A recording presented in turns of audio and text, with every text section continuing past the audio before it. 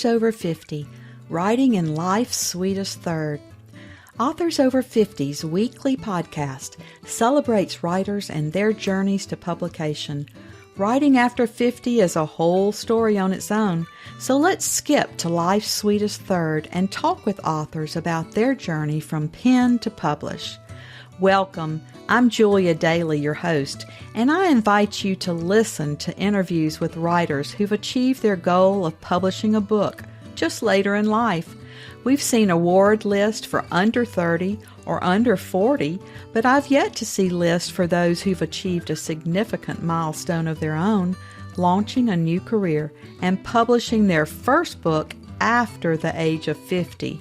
We will hear about these authors' inspirations, struggles, strategies, and the smell of that first book. These writers' journeys inspire me because I'm one of them. My guest today is a retired business owner and cancer survivor. After spending 17 years in corporate America, he founded and managed a food service sales and marketing agency for 30 years. There are no answers here, only questions, is his first published work. In his writing, he shows his ability to successfully move from transmitting boring business memos to the art of telling a good story. He and his wife, Joyce, have been married 56 years and have 2 grown children and 4 grandchildren. The couple share their retirement cottage with a gregarious golden retriever and a shy indoor cat. All call Charlotte, North Carolina, home. Welcome to Authors Over 50, Charles Bruce McIntyre. Thank you, Julia, and it's nice to be on Authors Over 50. Bruce, our opening question is always, what took you so long to write your first book? Well, I guess the answer to that, Julia, is simply that I didn't see myself as an author. I saw myself as a retired business owner, a cancer survivor, a grandfather, anything really except an author. But I guess as I look back on it, I had always been a bit of a storyteller. I ran the business more by telling stories than giving orders or directions. Our culture was kind of built around stories that had grown up in the business and often had me as the one making the mistake that I didn't want to have my coworkers make. So I was often the bad guy in the stories, and they seemed to like that. They retold them. And then in retirement, I found that a lot of stories from the business and a lot of stories from the cancer treatment became kind of like family stories that were shared around the dinner table at family gatherings. And I think it may have been one of my grandchildren who suggested, "Granddaddy, why don't you write all those down so we'll have them someday?" And I thought, that's an interesting idea. And I had read some memoirs that I liked, and I thought, maybe I could try to do that. So that's how the journey began. It took about 4 years to write, and then another year of editing and getting it to market and so forth. So here we are. I'm 81 years old, and yes, it took me a long time, but I'm here.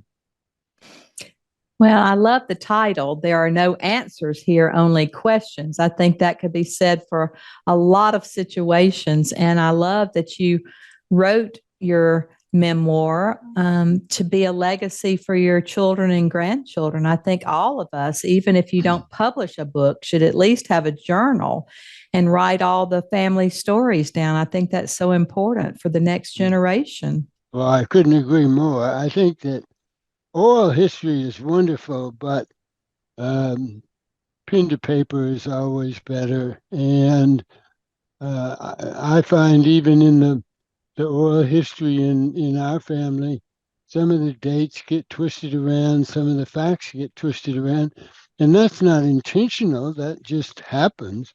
Um, so having it written down somewhere is certainly a nice legacy for the family.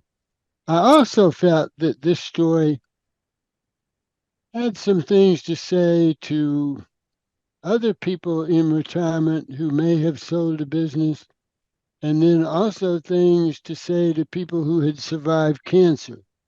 Um, and that's what I've found in the 3 months since it's been available to the public. There have been a number of people who have come back and found value in the story on so many different levels. And that's rewarding to me because where I thought maybe cancer would be the lead story, something else is more important, or just a couple of lines in a sentence or a paragraph that stuck with them, um, that made them think about something. So I think if any written word causes the reader to reflect on their own experiences, then that adds value. That's been my favorite part of writing books is hearing from the readers and how Yes, our words touch them that we didn't expect that. And exactly. I think it's so rewarding. Yeah, yeah, exactly. And I don't know about you, Julia, but I will go back and occasionally reread something and almost be struck by, wow, that's pretty good. Did I say that? And then I'll think, yeah, I did. And I guess it was because we all have those inspired moments where something just, I don't even know that we sat down to write that particular thing, but that's just what ended up on paper. And that's a beautiful part of the creative process. It really is. And our subconsciouses are just so intriguing. And, you know, a lot of authors say that they dream scenes of their books Hmm. and sit down and it just flows out of them. Like we just Yeah. don't know where it comes from. I find that very intriguing. Yes, exactly. Yeah, good point.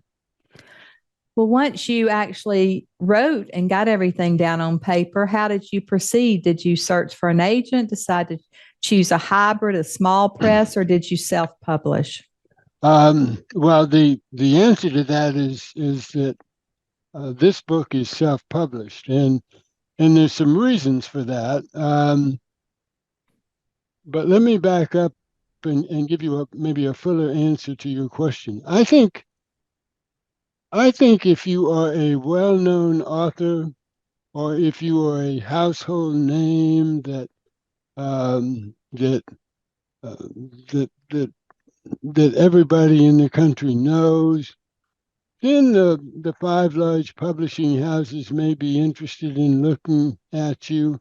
Um, but otherwise, it's a long, slow, hard process, can be very frustrating and very time consuming. Um, the smaller presses are good. They obviously play a role in the market, but you end up relinquishing a lot of control anytime you turn your work over to someone else. And I had talked to so many people who, once they signed with even a small publisher, lost control over the editorial process, even the name, the cover design. And I thought, gee, um, when I looked at the pros and cons, self publishing just made a whole lot more sense. Number one, it was faster. It was print on in demand, so environmentally, it's a whole lot friendlier. And I was able to maintain control and still can control um, the entire process. If I were to find a word that was wrong somewhere in the copy today, that could be changed overnight. That's not true with the large publishers. So um, every author comes to their own choice. For me, the choice of self publishing was the best.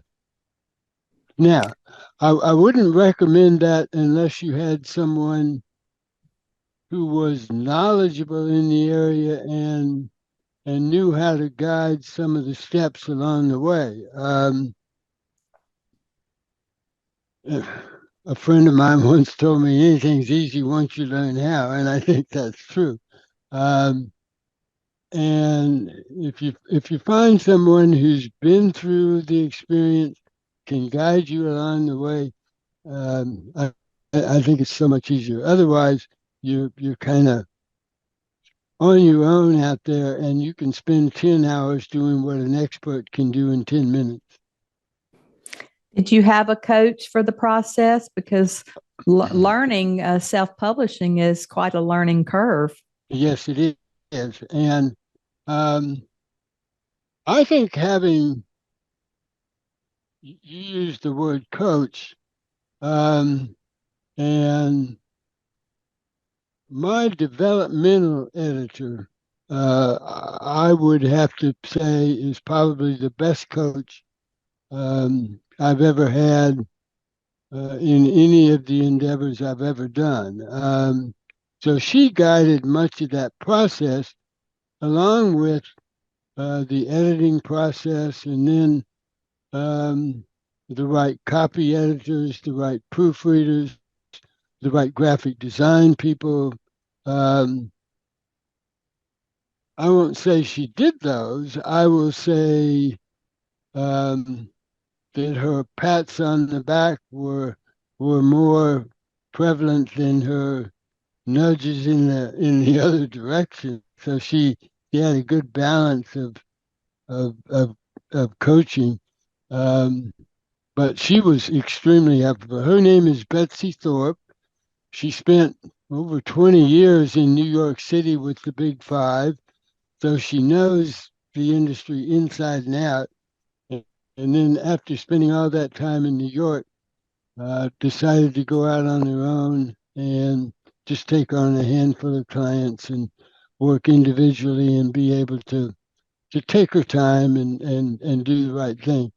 The New York publishing scene is a pressure cooker environment. Well, authors have so many options these days. And of course, Mm-hmm. self publishing has lost the stigma that it once had because, as you said, you went through all those editing processes. You had a cover designer. You did everything Yeah. that a big publisher would have done to make this book as professional as possible. And I'm not surprised that you chose the self publishing route because I think once you're a business owner, you want control over your next business. And that's what Mm-hmm. this book business is. I mean, Yeah. it's your next career. Yeah. Well, I would hate to think of turning this maybe over to somebody who said, no, I don't like those trees that way, or I don't like that bench down at the bottom. Because that's just all part of the story and that's all part of the message. And so, yeah, I think you take a certain ownership that it must be hard, um, but but maybe if you're a well-established, well-known author, you're just so used to that process that you turn it over and you don't think any more about it. But I think it would be difficult. Well, you know, one of the challenges for all of us, even though I was in public relations and marketing for most of my life, is that we want to write as writers. We Hmm. don't like to promote ourselves. Right, So, right. have you found any publicity that's worked for you, or maybe something you tried that didn't work? Well, there again, there are publicists, there are public relations firms. There are some very good small publicists. I say small. They do great stuff with great people, but they don't have hundreds of clients. Um, Most of the better independent editors, publicists, um, I think have enough work that they can be very selective in their client base. And they will read the work, they will think carefully about it, They will listen to recommendations. They don't just take anybody and everybody that walks in the door. So I have a publicist, Hannah LaRue, who is extremely knowledgeable and has done far more for me on the marketing side than I could do on my own. I know the Charlotte market, I know the Carolinas, but I don't know the rest of the country the way she does. Well, Bruce, why don't you tell us a little bit about the passage that you've brought to share today and then read so we can hear your tone and voice in the book? Okay, thank you. Well, I'm going to read just from the first opening 4 paragraphs, and I choose those for a couple of reasons, but the main reason is I believe that you will get the entire scope of the story in these first 4 paragraphs. And that wasn't the case in the early drafts. In the early drafts, you really didn't learn that I was in the process of selling the business. You didn't really learn that there was cancer um, looming in the future. And it was our granddaughter who read the entire manuscript cover to cover and said, "Granddaddy, I love it. There are great stories in there. And the only thing that bothers me is that I'm on about page 92 before I figure out what's really going on. Couldn't you move that up quicker?" And so that's exactly what I did. So I'll open with these 4 paragraphs as a tribute to Ellie McIntyre, who is a law student at University of North Carolina, Chapel Hill at the moment, but a wise young woman. This is chapter 1. Waiting till ready is waiting too long. April 15, 2010.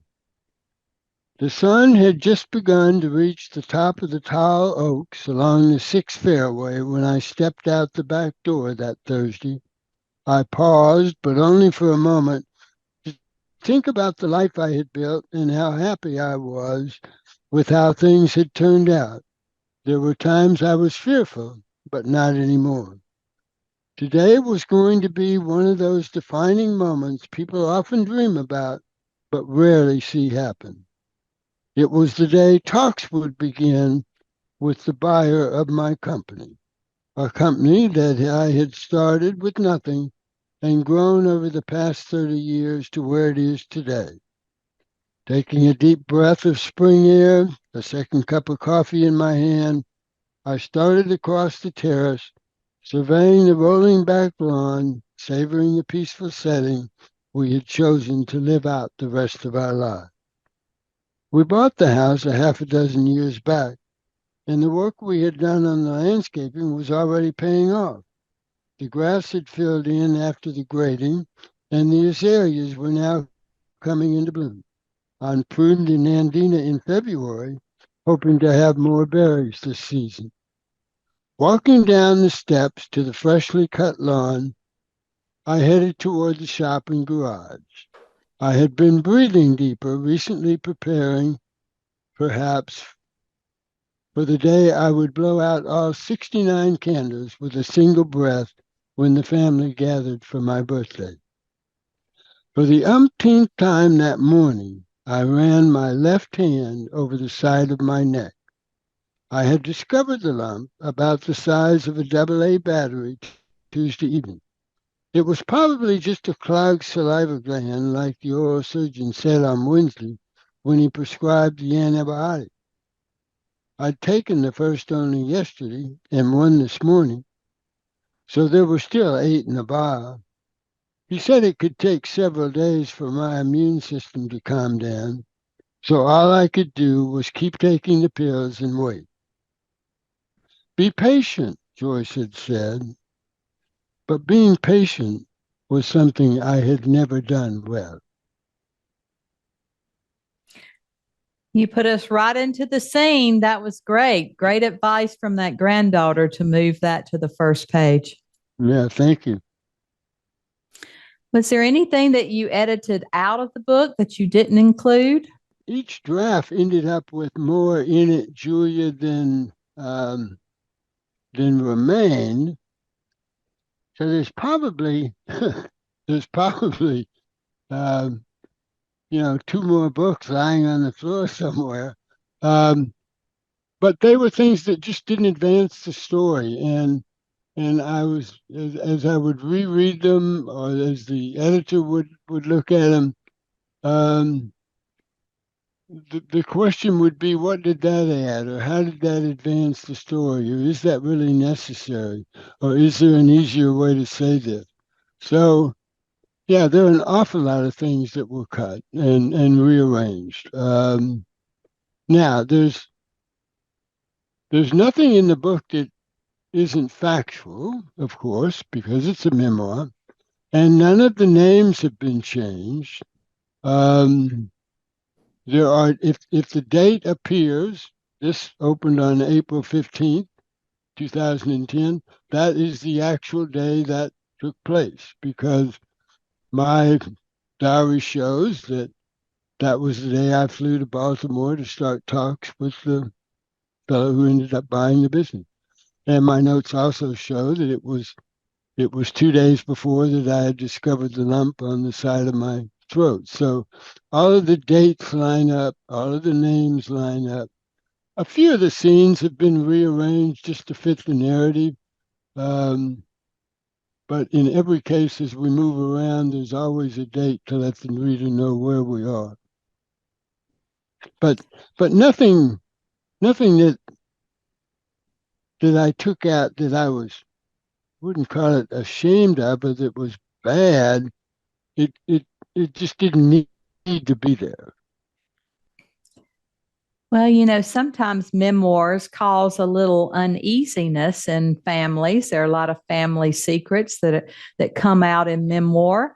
How does your family accept your new role as a writer? Well, they've been either very gracious, very quiet, or they haven't had any real criticism. And I like to think it's the latter because we're a very open family and we talk freely about those things. Um, we are very fortunate in that there's not been any. I mean, I guess you could call cancer a tragedy, but I'm not so sure I really do anymore. Um, Cancer is a disruptor. Um, I think all of our lives have disruption in them, but it's what you do with that disruption that matters. You can't make that go away. So memoir can be not only about what happened, but more importantly, what happened next. What'd you do with that? How did that transform you? And all of those stories are positive, and that's why I don't really have anything bad to say about anybody in the book. And so that's why there's no need to change any of the names or wait until somebody dies before it can be published. Do you have any other books in you? Well, there might be. There might be a couple. The first one that is already somewhat plotted out, because this book takes place in 2010, that's now 13 years ago. And after the sale of the business, after the recovery from cancer, there was a very active retirement and up until the pandemic. And those years have some interesting stories and could comprise um, a volume because recovery from the radiation uh, and chemotherapy that I had took much longer than I anticipated. I thought I thought it would be a month or so and I'd be right back full speed.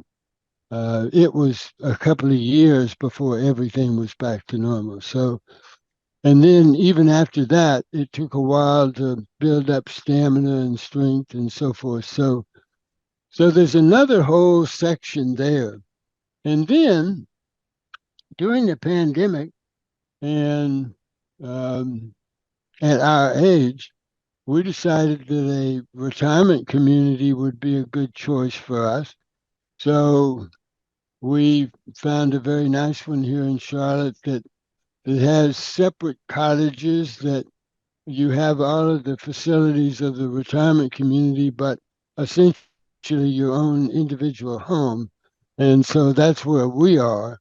And as I go through each day, I realize that if there was ever a target rich environment for stories, it's the retirement community. So this might be another story about all the stories that that if they aren't recorded, all of those stories will simply be lost.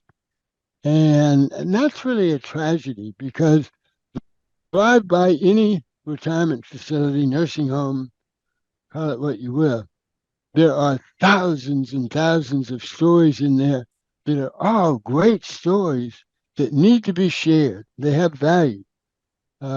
So that may simply be a third volume, and then I might be ready to hang it up. We'll see. Well, I don't know. I agree with you so much about the stories that need to be shared, and I think you are so rich with those experiences. I worry about this next generation not having the role models that we all had, and the work models and the professionals that you were, that my father was, that so many were, to the next generation. So I think you have a lot to say, and maybe you should write to a grandson or a granddaughter and tell about your journey throughout Yeah, your professional life. And then you mm, have, of course, the cancer aspect as well. The big yeah, C is so frightening to so many, and you are so fortunate to be a survivor of what yes, can be a deadly disease. yes, for sure. Yeah, I think that's well said. Well, Bruce, as always, our last interview question is: our writers over 50 are quite unique. Do you have advice for writers 50 and above? Well, yeah, I guess there are a few things that I learned. I think number one, uh, just do it. Just sit down and start putting some things on paper. Um, don't worry about how they look or how they sound. Just get it on paper and start the process. And then as you begin that, what I discovered and learned, and the mistake I made, was polishing too quickly.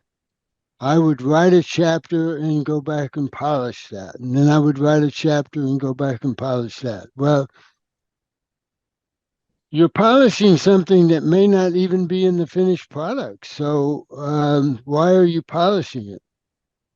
Just as I said earlier, I've rearranged the whole thing, so it had to be polished numerous times. The process would have been much easier if I'd have simply written it all out and then got it in the right order before we started polishing it. Um, so get it done first. Polishing can wait. Um, and then the other advice I would give is find someone who's been down the road before and get to know them. If you're serious about writing, um, join a writing group. Get involved in writing activities in your community. Meet some other authors. Get to know them. Go to their book talks. buy their books, read their books. What I have found is that one hand washes the other, and some of the best advice I've gotten is from authors that are more established than I am. But I've asked questions, and they've been very gracious. So get advice. Uh, um, don't be afraid to let a professional edit your work. They do it every day. Um, if I broke my leg this afternoon, I wouldn't try and set it myself. I'd go to an orthopedist. Um, so if you've just written a whole manuscript, don't think that you're the person to edit it. That's not your day job. Take it to somebody that knows what they're doing. And so it's amazing to me when I see people who think they can do it better than somebody else when the other person does it all day for a living and is very successful at it. So, but everybody makes their own choices. So that's kind of the advice I would give. Number one, start. Um, yeah, maybe in this order. Think big. Think about the end product, where it can go, but start small and act now. So those three things, think big, start small, act now, is what I would say to somebody just starting out. I can tell why you were such a success in your business life and how you kicked cancer and how you were such a wonderful role model for your children and grandchildren. That's great advice today. And I always Thank you. like to hear that our authors have started with journals and then turned them into books and preserve that legacy that we have. So thank you so much for being with us today. And we're happy to say that you're now counted among our authors over 50. Thank you. Thank you for joining us today. Please look for Authors Over 50 every Thursday when we will have conversations with accomplished debut novelists over the age of 50. Please subscribe and share with a friend. And check out my own publication journey after 50 at www.juliadaily, that's D-A-I-L-Y, like dailynewspaper.com. Until next time, keep reading and writing. And remember, it's never too late to fulfill a dream in life's sweetest third.